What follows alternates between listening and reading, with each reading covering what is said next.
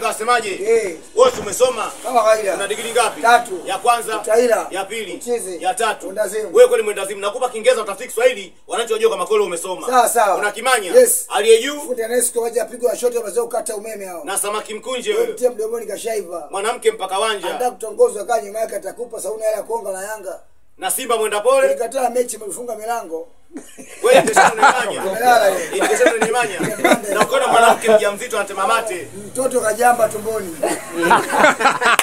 Anataka nini wewe? Mmonyoko wa chakula. Unaweza kuuza Kiislamu ziko ngapi? Yategemea na kubwa msikiti asome gorofa. Makanisa makuu neno kwa mawili. Sawa sawa. La kwanza, Siloma, la pili, Stamina. kwa sababu gani? Wasanii wa muziki imisha makanisa tayari. Baba, ukitaka kuoa Kwa mademu wenye faida. advantage. Ndio maana yake. Demu wa kwanza, Demu accounta, wa pili, amantilie, wa tatu, nesi, wa nne. polisi. Kwa sababu gani? Ukiwa demu accounta, Ndio. siko una hela, Ya. unakunywa vinywaji kwa bili. Wa pili sasa. Amantilie. Sawa. Siko una hela, Ya. unakula msosi bure. Kama jamaa alipopewa. Ndio. Wa tatu, Ndio Messi hapo. Dr. Nchekioma ama malaria watu kule. Wa nne, Polisi. usalama wa taifa. Ndio. Umekamatwa. Ya. Umekuwa ndani. Ndio. Demu wako anakutoa baby toka nenda nyumbani.